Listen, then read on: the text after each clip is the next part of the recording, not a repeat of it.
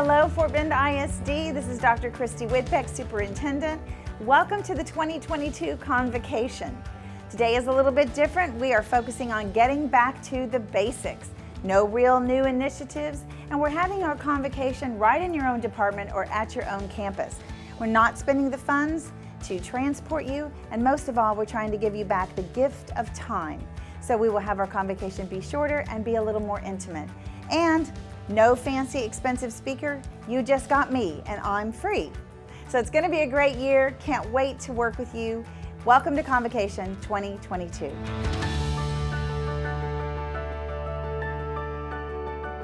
As part of our Back to Basics approach this year, a few things to share with you. Part of this is getting back to the basics in discipline and how we treat children and the expectations that we have for our children. It must be intentional and focusing on safety. We have a lot of unfinished learning to make up. We want to reignite the passion in our work, take care of each other, spread joy faster than COVID could have ever thought to spread. Lead with kindness in all we do. Be authentic, which means being consistent, always telling the truth, and being fully present in the work. And lastly, work ethic, modeling, showing up on time, being punctual, producing high quality work. This year, our Fort Bend ISD Board of Trustees, our executive team and leaders really helped to refine our goals in the district, meaning that we wanted to, again, focus on back to the basics, get those goals very simple, very easy to understand, and easy for all of us to follow. So let's be aware of what each of these 5 goals are. And as you hear them, think about how they affect you in the job in which you have in this district. FBISD will provide rigorous and relevant curriculum and deliver instruction that is responsive to the needs of all students. FBISD will provide a safe and supportive environment for learning and working. FBISD will recruit, develop, and retain high-quality teachers and staff. FBISD will engage students, parents, staff, and the community through ongoing communication, opportunities for collaboration and innovation, and partnerships that support the learning community. And lastly, FBISD will utilize financial, material, and human capital resources to enhance district outcomes and student achievement. Now that we have focused on the back to basics and shared our goals and a little bit about where we're going to be focusing, it's time to think about the impact that you have, the kindness that we want to share throughout this district. And it's time to sit back, relax, and let's have a little inspiration, motivation for the work we all have ahead in 2022. I want to share with you and introduce to you a very important group of people that lead often on the dais, but also behind the scenes. And this is our Board of Trustees, President Kristen Davison Malone, Vice President Judy Day, Secretary Dr. Shirley Rose Gilliam, Member Rick Garcia, Member David Hamilton, Member Angie Hannon, and Member Danetta Williams. And now let's hear a message from our President, Kristen Davison Malone. Hello, Fort Bend ISD teachers, campus leaders, and staff. My name is Kristen Davison Malone, and I'm honored to be your board president. On behalf of all of my colleagues who serve as trustees, welcome to the 2022-2023 school year. I am addressing you today not only as the leader of the school board, but also as a parent of 2 Fort Bend ISD students, and I am a product of the district myself. I share this information to let you know that I could not be more invested in the success of our school district. That means I could not be more invested in the success of each and every one of you. I ensure that the board, the executive leadership team, and Dr. Whitbeck have been working diligently this summer to prepare for the upcoming school year, with a particular emphasis on improving culture and climate across the whole district. The board and I appreciate the way you rise to the occasion, no matter how challenging the circumstances. We are so grateful for the way you go above and beyond. I commend you for everything you accomplished last year and the years before that during the height of the pandemic. To everyone watching, I thank you from the bottom of my heart for developing our children into the best versions of themselves and for making Fort Bend ISD one of the best public school systems in the nation. I hope you took the time this summer to make wonderful memories with your family, friends, and loved ones. As we prepare for the start of the new school year, I hope you are refreshed, newly inspired, and fully motivated to give it your all once again. Thank you, thank you, thank you, and God bless you this year. How many of you play Wordle? Well, we're going to have some Wordle breaks with lots of fun and lots of prizes. Don't know how to play Wordle? Here's a quick how-to. Guess the Wordle in 6 tries. Each guess must be a valid 5-letter word. Hit the enter button to submit. After each guess, the color of the tiles will change to show how close your guess was to the word. A yellow letter means that the letter is in the word but in the wrong spot. A green letter means that the letter is in the correct spot. Now that you know the name of the game, scan the QR code to get started with our first puzzle. We'll give you 5 minutes to complete it. Submit your answer at fortbendisd.com/Wordle. Good luck!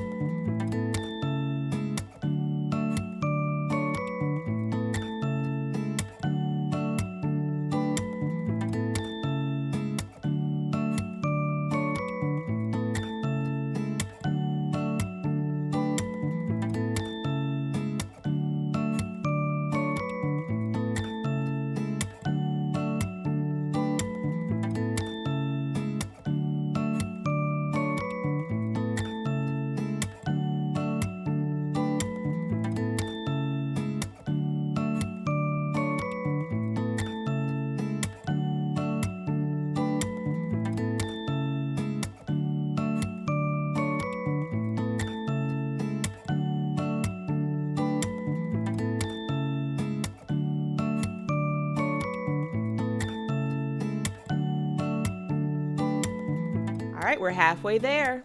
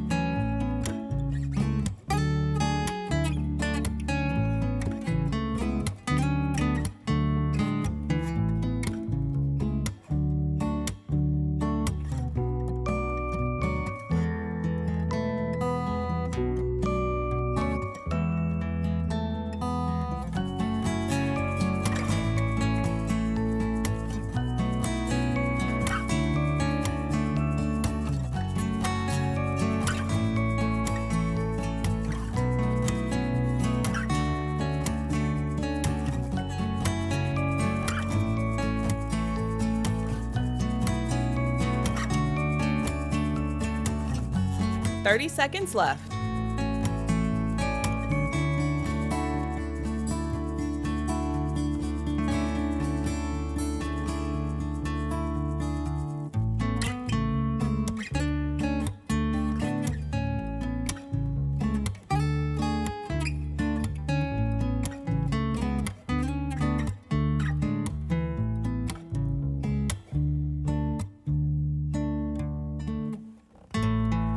Phones down. Welcome back. Hope you enjoyed Wordle. We'll have at least 2 more breaks where you'll have an opportunity to play and earn prizes. I think I need to learn how to play because it looks like a lot of fun. I want to share with you and introduce to you another very important group in Fort Bend ISD, and that is our Education Foundation. They have contributed over $720,000 to teacher grants and various programs that they sponsor throughout our district. And now a word from them. Fort Bend is a great place to live, to work, and to do business. One dynamic is Fort Bend ISD. Consistently rated as one of the top districts in Texas, Fort Bend ISD enhances our community in many ways. Its excellent schools support economic growth and prosperity and make it easier for business to attract top talent to work in Fort Bend, while producing educated, skilled graduates for the local workforce. Since its inception in 1992, the Fort Bend Education Foundation has served as a powerful catalyst for extraordinary academic achievement. You've heard our name, followed us on social media, read our newsletters, and have seen our logo throughout the community. But do you know what the Fort Bend Education Foundation does for your child? The foundation supports innovative, academic projects and staff development opportunities in a broad range of instructional fields, making learning cutting-edge, fun, and hands-on.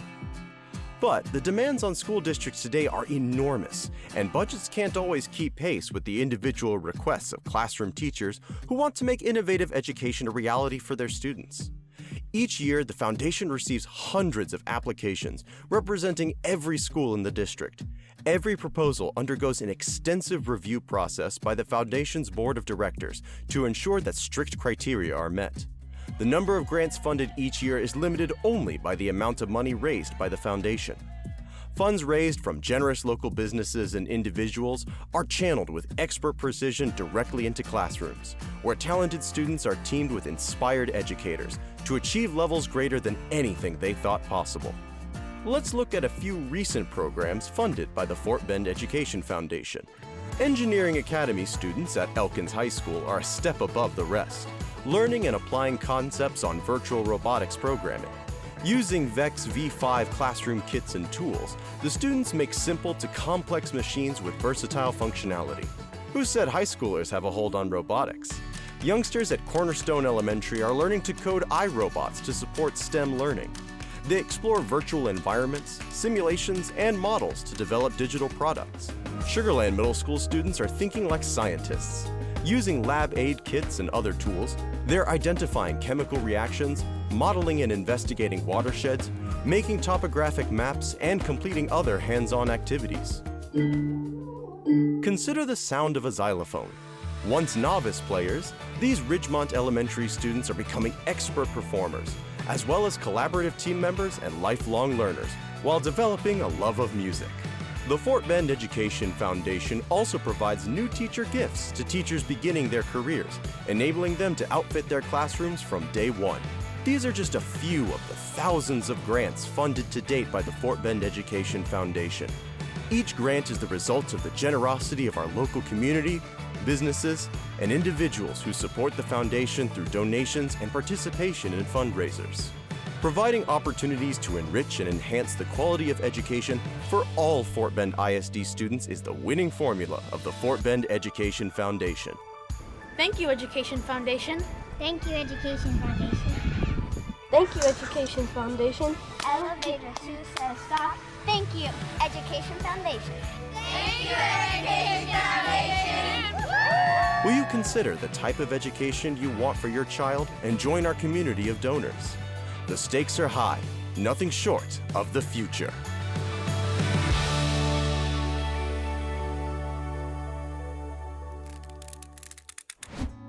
Time for game 2. You have another 5 minutes to complete the game. Starting now.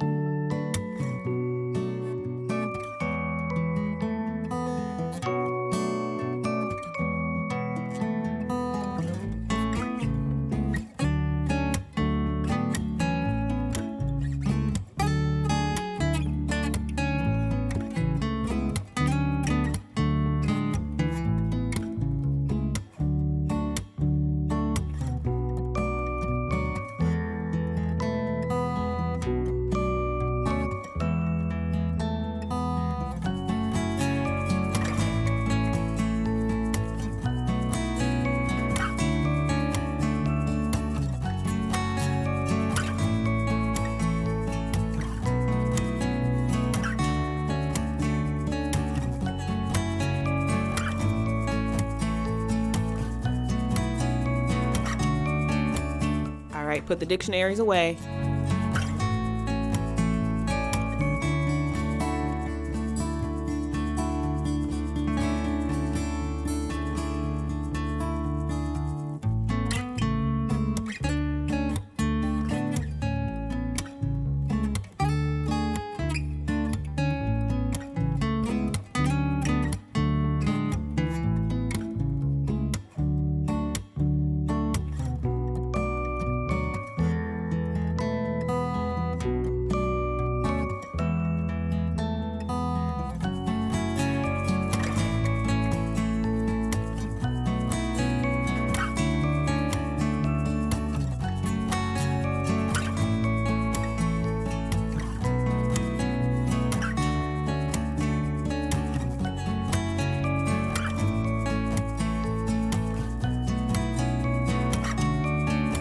All right, we're halfway there.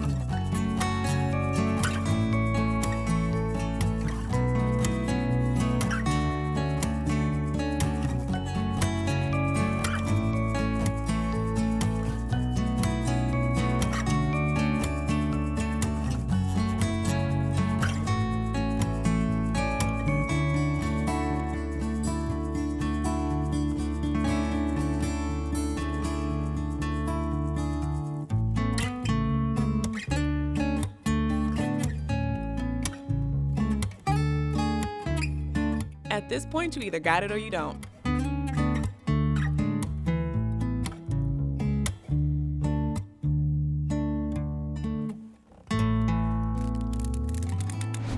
Today I would like to tell you a story that has impacted my life.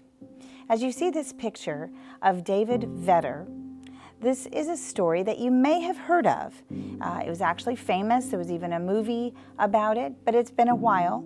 David Vedder was born in 1971 in Houston, Texas.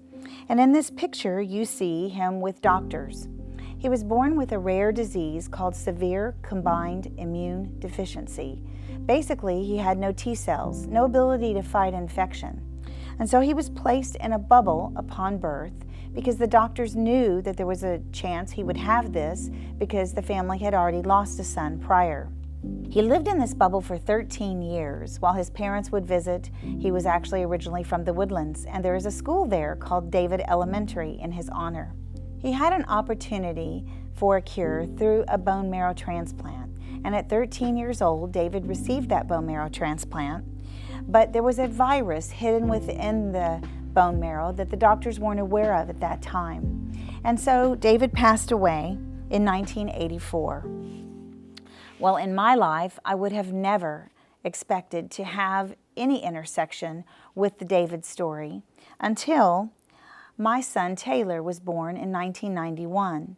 Seemed to be fine. We were just excited to be new parents, but Taylor kept getting sick, one thing after another, which led us to Texas Children's Hospital and eventually to the very same doctors that David had.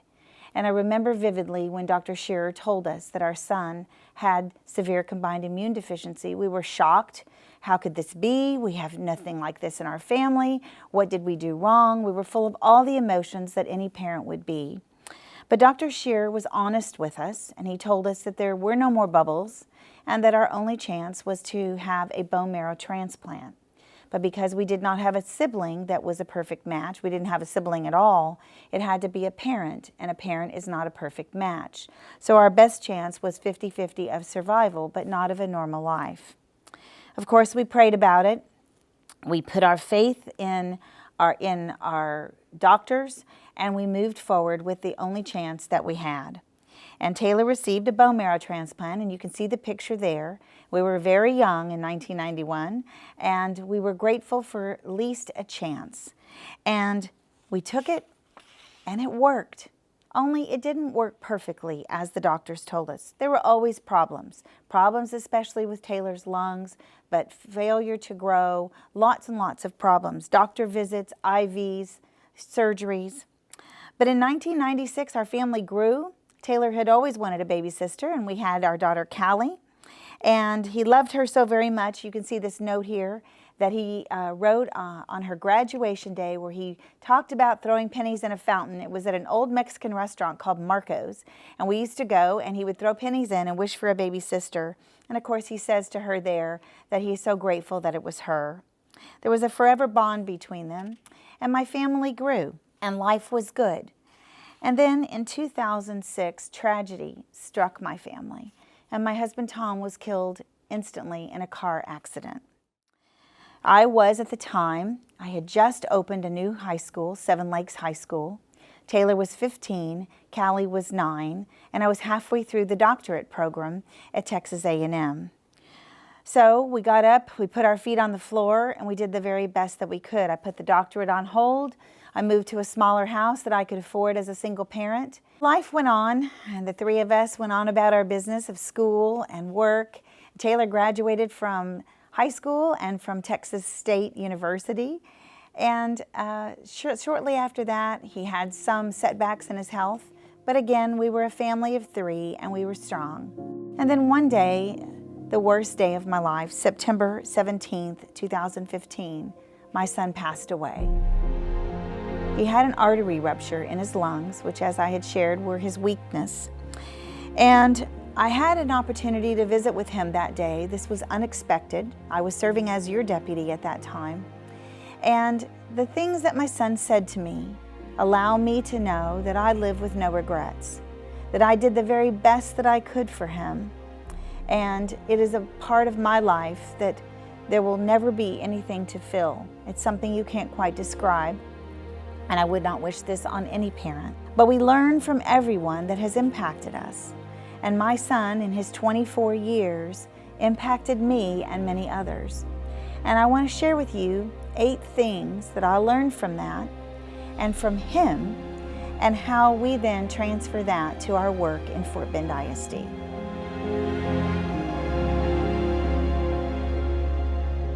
The first lesson that I learned from Taylor was optimism.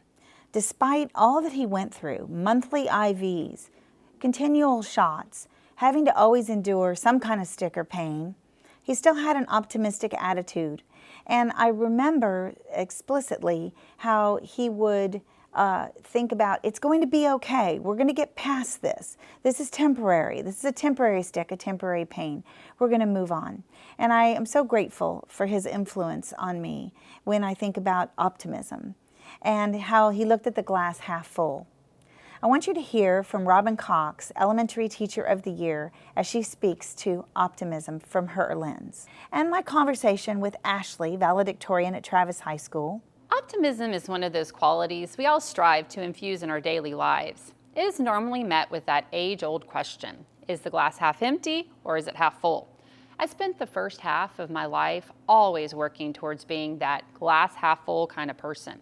However, my daughter Emily taught me an incredible lesson in what it really means to live looking towards the silver lining of things. One day she came home from school quite distraught because when learning about figurative language, her teacher had used that question as an example. Emily asked me, "Why does it matter? Isn't it more important to look at what's in the glass?" I had never thought about that before, but she was so right. It's not about the quantity, but rather the quality of what you put into things that really count. It is common for adults to often overlook the power of what we can learn from the children in our lives. With an open mind and heart, we grow and learn from everyone and every experience. To me, that is the most exciting part of parenthood and teaching. As educators, we have an incredible duty to model to our students what it means to find the good in every situation. When lesson planning, I often ask myself, what life lessons will my students take away from this learning experience? We are teaching content, but more importantly, we're teaching them how to become the very best versions of themselves. It is in those experiences we too grow and learn. I know that planning is critical, but also expecting lessons to flow as seamless as we design is unrealistic. The end goal is always the same. Did they learn? Even if it's a complete mess, I can teach the power of learning not just from what works, but what doesn't. As teachers, it is easy to set idealistic expectations on ourselves to be more than simply human, fallible. When we can live each day knowing despite whatever obstacles come at us, we are in such an important role in our society. We are the creators of the next generation, the guideposts they look to for direction. We plant the seeds and then trust them to grow. Remember, it doesn't matter if the glass is half empty or full, it can always be refilled. If you take on every day and every lesson with all your heart and passion for our kids, you cannot help but become your best self. And by proxy, they will too. Ashley, thank you so much for being here today and just visiting with me. You know, in the 9 months I've been superintendent, certain students made an impact on me. And when I spoke at your Global Studies conference that you, I know, were key in organizing, you stood out to me, but then there I saw you as valedictorian at Travis High School for graduation. And first of all, congratulations. I've been sharing lessons I learned from my son, Taylor, and you warm my heart because you feel, I just sense your optimism about the future.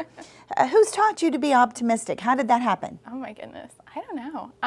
My parents have always been, my mom specifically, she always knew that I could do and just our family could do more. And all of that. And I think my teachers, they always had an amazing attitude with everything, even in COVID. I came back to school in 2020. I didn't stay online all year. And I got to see a whole new side of teachers where they're stressed, they're tired, but they're still happy. And they still invited us in their classrooms for lunch or would talk to us, even though they had so much going on that they were pushing through, and that motivated me to push through similarly and be optimistic. But also to just understand that, you know, like I said earlier, we have so much potential that's untapped, and you're not going to achieve it with a pessimistic point of view.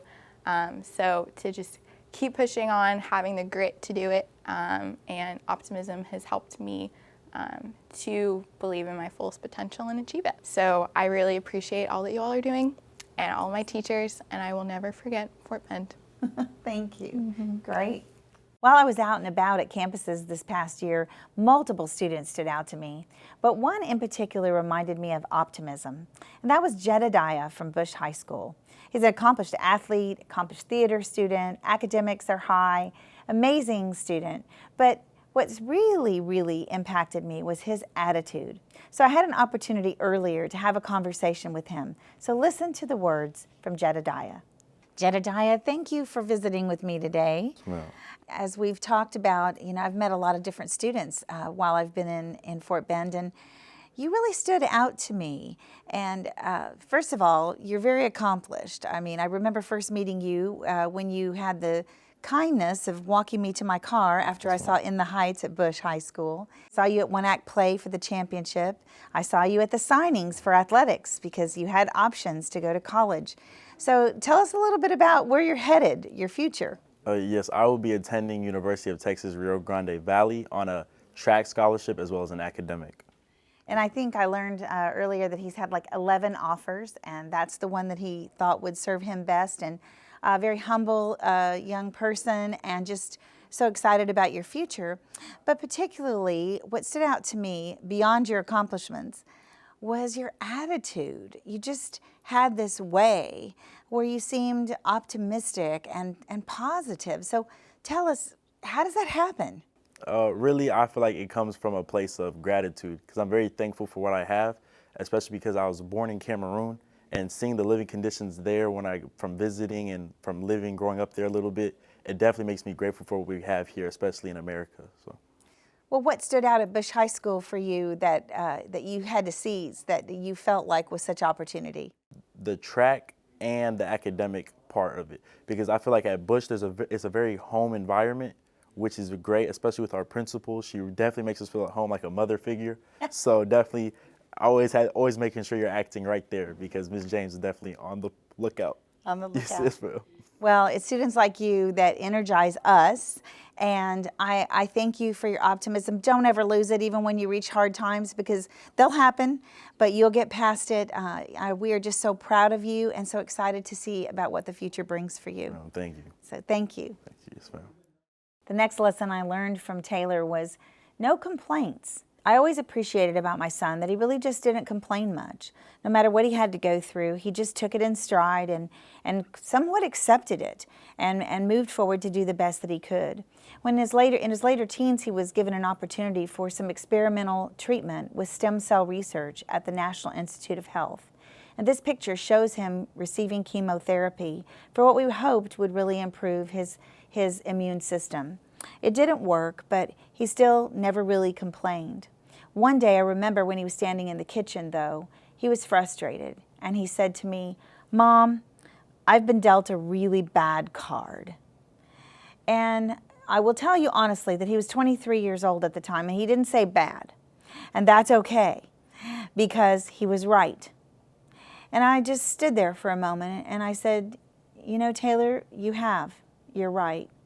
And all I can say to you is how proud I am of how you've handled it, and how we are here and have always been there for you, and we will always be there for you. You have so much love and so much support. And so when I think about people who don't complain, I think our district is filled with people like Taylor, who that was not their nature.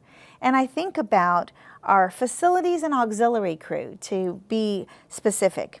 They're everywhere. They're moving everything, working every event, many times in the heat and the rain and the elements, and yet they do it with a smile, and they do it with an attitude of gratitude. And so we're grateful to them. So thank you to those employees for their no complaining spirit. Taylor also taught me that everyone can contribute. And here we are, this very large district.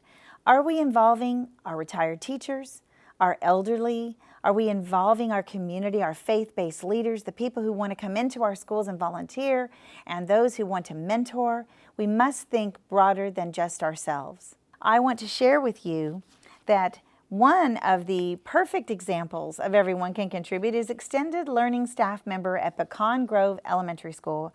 Her name is Gloria Rodriguez, but everyone at Pecan Grove fondly calls her Grandma.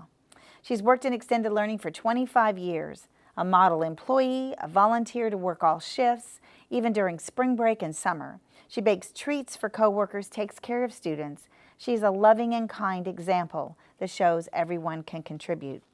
I also had the opportunity to talk to student Anvi from Dulles High School, who won the Student Hero Award for 2022. Listen to her amazing conversation and all that she knows she can do to contribute and make a difference. Thank you so much for visiting with me this morning. You really stood out to me during the time I've been here at Fort Bend. Hasn't been that long, but you stood out to me. And I know you are a rising senior. Yes. Tell me where you're going to be at again. I go to Dulles High School. Dulles High School. And I got to know you because you got a very important award. And it was from the entire State Board of Education in Texas for a student hero. And so congratulations. We're proud of you. But it reminds me how everyone can contribute and that we can't forget our students, that they can make a difference now. They don't have to wait to graduate to make a difference. So how did this happen for you, and what was the award based on? Well, the award's based on community service and volunteership within your local area. And so I remember back in 2020 during COVID, during March and April, I feel like I was kind of struggling. Many people were isolated. We weren't at school anymore, and so we had to go to school online. Nothing was in person. There were a lot of lockdowns. People were being restricted from going anywhere, and I remember I was someone that struggled immensely because of that, because I was home alone. I didn't have anywhere to go. I didn't really talk to many of my friends, so I felt very alone during that time. And I remember I talked to one of my mom's friends actually, and she was someone who was very involved with mindfulness and mental health. And so she kind of talked me through that, and I remember I started practicing mindfulness. Those are basically just like different breathing techniques, so yoga is like a form of that, for example. And so when I had learned that, I realized that it was something that made me feel better. And so from there on out, I made my nonprofit because I realized I wasn't the only person that was struggling out there. I talked to a lot of my friends and a lot of local people, and they were going through the same thing, and I realized I wasn't the only one. I wasn't alone, so I decided to make a nonprofit to share what I had learned and to raise awareness for mental health. Well, we are so proud of you, and I hope that you will carry on as you go into your senior year and beyond, knowing that you can contribute, but you actually made it happen. And we're just grateful that you did that and proud of your leadership. Thank you. And it's going to be a great senior year at Dulles High School. Sure. Thank you. Thank you. 3 days before my son passed away, I came in from work, and he was sitting on the couch with his computer open, and he said, "Hey, Mom, I think I'm going to apply to be an Uber driver." And I was like, "Really? Okay, that's something we've never talked about before. Why an Uber driver?" And he said to me some very powerful words. "It's something I can do." And he explained he has a good car, he had a perfect driving record, he drives his friends around anyway. It's something he can do. And as I reflect on everyone can contribute, how powerful those words are we reaching out to everyone, like Grandma Gloria, Anvi making a difference? We have to reach out to everyone. And on that very day that my son passed, it popped up on his phone that he was accepted to be an Uber driver. And I am so proud that he wanted to contribute. He didn't want to sit around. He wanted to be a part of our family, a part of our society. And we must tap into the potential that is out there in everyone who wants to help us along the way. Another amazing lesson that Taylor taught me was resiliency. The ability to go on even when things are difficult. And there are studies on this. Why do some people have the ability to be resilient and others don't? And I think about if we could teach this to our students, if we could model this, because children have things happen. They have parents, maybe they don't pass away, but maybe they leave intentionally. They have bad things happen, and anything we can do to help them be more resilient is something that we should focus on. And with Taylor, this picture shows a birthday party, just having fun. He always had lots of friends, but as the years went on, when he was very small, and he wasn't able to compete in athletics and things like that a lot of other kids did, he lost some friends along the way. Sometimes they just disappeared. They just stopped calling as much. I think it bothered me more than it bothered him. But what did he do about it? He just made new friends, found new ones to enjoy high school with and college. And so I'm proud of him for that. And I think here in Fort Bend, we have so many examples of resiliency. So I want you to listen to Aiden from Kempner High School and what he told us at graduation, and our own Levante Williams, principal of Hunters Glen Elementary. It was the beginning of the 2020 to 2021 school year. I was an honor roll student athlete and things were going great. On September 15, 2020 at approximately 5 p.m., I had just completed a job interview at Buffalo Wild Wings that went very well. On the way home, I began to experience a sharp, consistent pain throbbing across my chest. My mother, who is joined here today with us, if she could please stand for a moment. Give it up to that lady right there, y'all. She is a superhero for real. She had to quickly spring into action because within a couple of moments, I would become unconscious. My limbs had become tender. My body began to grow colder as she rushed me to the hospital. Fast forward a little bit, I'm finally awake, but things aren't getting much better for me. For weeks, I continued to go in and out of hospital ICUs, recovery rooms, testing sites, but no clear answer was found. Of course, of all this, I had lost my ability to walk, talk, and had no recollection of my own memories or the people around me. Not only were my intellectual abilities called into question due to my memory loss, but I was unable to excel in sports. I was concerned whether I'd even be able to participate. The doctors couldn't even tell us if I would be able to make a complete recovery. I was so frustrated with my mind and my body, I never expected my life to take this type of turn. There were many days in that hospital room that I wanted to give up. So many times I wanted to reject the therapy. So many times I wanted to reject the testing. So many times I wanted to reject the medications. But in my darkest hour, the thing that kept me going, what I found in myself when I couldn't even remember anything else, is that I had a why. Why should I keep going? Why I should fight through this battle with the unknown ending? Why I would finally overcome? And the answer to these questions is simply because. Because I have goals that I have not yet reached, and because I want to reach those, and I will reach those. And I stand here before you today better, stronger, and wiser than I ever was before. When I think about leadership and its relation to being resilient, I see a direct correlation to our role and responsibilities as a leader, as well as our response to various situations we encounter. We know that leaders inspire passion and motivation in those that follow, as well as have a shared vision and set goals to achieve. However, sometimes obstacles or setbacks hinder the process we strive to make. As a matter of fact, problems are almost guaranteed to come. How we handle those challenges and how quickly we overcome and bounce back from those hardships are crucial to our success as a leader and those that work closely with us. To be resilient, we find ourselves tapping into our strengths and the support systems that we've grown accustomed to relying on. Bouncing back from a difficult or challenging situation can be somewhat troublesome. As a leader, sometimes our emotions can overtake us, leaving us feeling defeated, emotionally drained, and like we have let everyone around us down. The good thing is that we can always improve our resilience by being proactive, remaining hopeful, learning from our experiences, and just making every day meaningful. However, the key to it all is just being connected, building those solid relationships with those who lead, invaluable. We can always depend on their support, guidance, and being there when we need them the most. For years, there's always been this misconception or hidden rule that at the end of the day, all situations, good or bad, stop at us as leaders. Though there is some truth in that statement, it doesn't have to always be that way. When we falter, sometimes demonstrating how resilient we are at that specific moment is easier said than done. There are times when it takes every bit of our strength to just stand, but there is no energy to take us to the next step. It's important to know that being resilient doesn't mean that we have to do it all alone. That team that we've motivated over the course of time is there to help us take the next step. Those teachers that we inspire on a daily basis are all there to keep us uplifted and to cheer us on. The students that we greet in the hallways every morning serves as a reminder of our purpose, our why. Together, they help us remember the impact that we as leaders have on everyone that we encounter.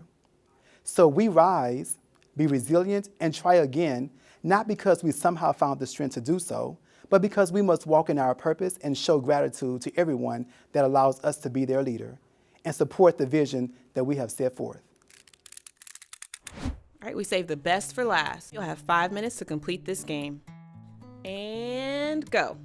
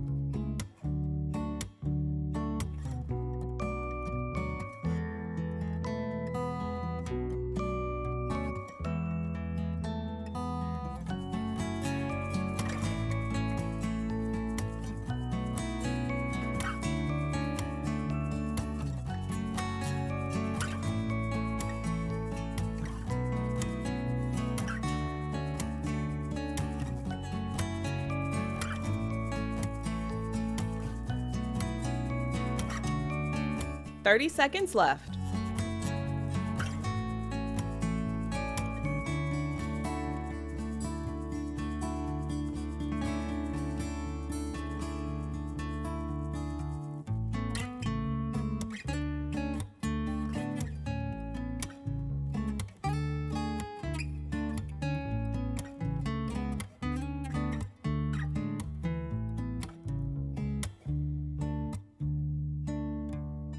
Time's up. Never stop learning was a lesson I learned from Taylor. He was an avid reader from a very young age, just enjoyed reading, tried to learn all that he could get his hands on, decided to go to college when college was really a debate for him to pursue, but just had that insatiable appetite. Even as he got weaker and as the last days of his life, he was reading articles, reading on the internet, educating himself. And I think about the obligation that we have for reading in our district, how it is the foundation. The more you read, the better you read. The better you read, the better you do everything else. So we all have to pitch in together to help our children to become avid readers and to never stop learning. Two examples that come to mind in Fort Bend ISD for this trait is our CTE teachers.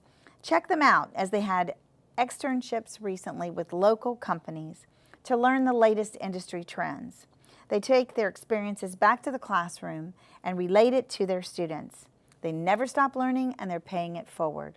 Thank you to those 150 very dedicated CTE teachers. And there's someone else I want you to hear from, and that's Keith Fickle, soon to be principal of Crawford High School, as he will share his message on Never Stop Learning. Thank you, Dr. Whitbeck. I am Keith Fickle, and I am honored to have been chosen as the Fort Bend ISD District Secondary Principal of the Year. I had the pleasure of serving the past 6 years as the principal at Sugar Land Middle School, and I'm entering into my new role as principal of Alameda Crawford High School, which will open 1 year from now. As we prepare to launch a new school year, I am mindful of something that one of my most influential professors told me and my peers during our last semester in college. He said that while congratulations are deserved for working hard during our college years, and that we should relish the moment of walking across the stage to receive our degrees in just a few weeks, that we should be ever mindful of what our degrees represent. Essentially, our degrees were, in his words, licenses to learn and constant reminders to us that our learning journeys will never end. His words speak directly to our district's profile of a graduate attribute of being a lifelong learner. Though this profile attribute is focused on our students, it stands to reason that for us to develop graduates who are lifelong learners, campus faculty, staff, and leadership must model lifelong learning themselves.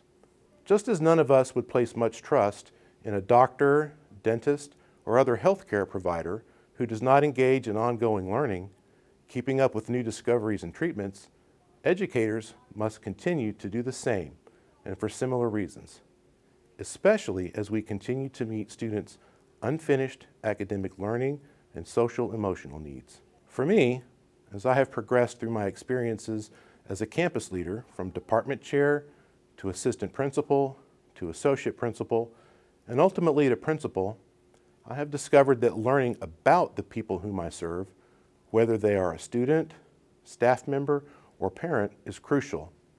In a sense, I have strived to become a student of the people whom I serve. I encourage each of us to be cognizant of how seeing ourselves as lifelong learners places us in the best position to authentically model this quality for our students. I wish each of you much success in the upcoming year, and I thank you for the impact that you have made and will continue to make for yourself and for your students because of your commitment to never stop learning. This next picture shows you another important lesson that I learned from Taylor, and that's don't overlook the potential in every single person. You see in this picture, it is at the end of 5th grade, And you can see my son with his best friends. These were boys that he loved, that were always hanging out together, but the incredible difference in his size. So those of you that are in middle school can imagine and know what that's like for a child who's getting ready to enter 6th grade. It's going to be a tough road, and it was in many ways. But he was in the band all 3 years. He was Puck in Midsummer Night Dream as the lead role in that play. He went on to high school. He was on the diving team, and he was always surrounded with friends.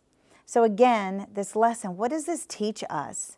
That we cannot judge children on their size, on their ability, on their disability. We cannot judge them on their language barriers or any other barriers of poverty that reach into their lives. We must reach their full potential. We must find ways to not judge and to just reach and dig deep. Sometimes we have to dig really deep, but dig deep to find that potential in each. And so the stories that I want you to see are special education workforce children as they are demonstrating this very lesson. Our program places them in jobs at local businesses so they can receive valuable training, earn their own paychecks, and have something equally valuable, a sense of achievement and independence. And also hearing a personal story from our 2022 Secondary Teacher of the Year, Zeta Rodriguez. Several years ago, I bought a frame with an inspirational quote that just spoke to me, and I now share it with my students in an area where they can easily see it. Over the years, this quote has been a continued reminder to share my gift of looking for the potential in every person I meet. I have found this leads me to a passion for teaching. In my heart, I always knew I wanted a career in education, but due to the life circumstances, I had to place it on hold for several years. It was not until I was surrounded by those in the field that love their profession that I realized this would be the path I would follow. I was encouraged not only by my new classroom teacher friends, but by many people whom I am proud to call my friends, a family I found away from home who have constantly encouraged me, inspired, strengthened, and made me realize my potential to become part of this wonderful career in teaching. In my classroom, students learn to create goals, learn about commitment, perseverance, patience, flexibility, and they are empowered and encouraged to share what they know. This way, they can help others not aware of their own potential to start strengthening their skills. My goal is to inspire and grow the skills they didn't know they had. And of course, they also learn to recognize challenges and overcome obstacles. And not all are related to our Spanish course. I seek their potential and grow them as successful learners and leaders in our classroom. They understand learning a new language is not an easy task, but it's not an impossible journey either. And I am present to guide, to lead, and to teach them. Also to embrace the idea you can learn from mistakes, because that is how they know they are learning. Let's inspire, equip others with skills for life, and be collaborative team members for our classrooms, schools, and district. To be successful, we must find potential in ourselves, fellow teammates, and students. As we begin a new school year, I reflect on the potential I had to find in myself and look forward to discovering the potential in my new set of students. The quote I found was, "The meaning of life is to find your gift. The purpose of life is to give it away," by William Shakespeare. Share your gifts and find the potential in every person. Thank you for your time. Gracias por su tiempo. Una servidora, Zaida Rodriguez. Taylor had a great sense of humor, and he taught me to laugh even when things were not always funny. He was witty. He always had teachers remark about his keen sense of humor. I will also say sometimes sarcasm, but we enjoyed it, and it made us laugh, and those memories will stay with me forever. Even through adversity, we can smile, and we can see the bright side. And I used to tell my teachers when I was a principal, remember that students, they don't want teachers that are grumpy. They want teachers that smile, that have a positive attitude, and that have a sense of humor. They're likable.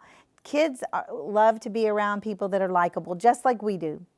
And so as we go forward, whether it's our bus drivers who are greeting the children in the morning, it's our cafeteria workers who are smiling as you're passing out the food and you're greeting them, let's all work to find that joy, that sense of humor, the laughter, because what we do is so very important, and it's so important that we find that passion and that love for it again, especially through our sense of humor. And lastly, I want to leave you with one of the most important lessons of all that I learned from Taylor, and that is live life to the fullest.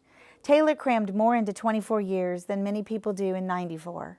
You see him here ziplining, he's in Spain with his sister. He enjoyed every day to the very best that he could. And before I leave you with images of Fort Bend ISD living our best life, I want to remind you, know your impact, grow your impact, and share kindness. Remember the famous quote, "Be kind whenever possible, and it is always possible."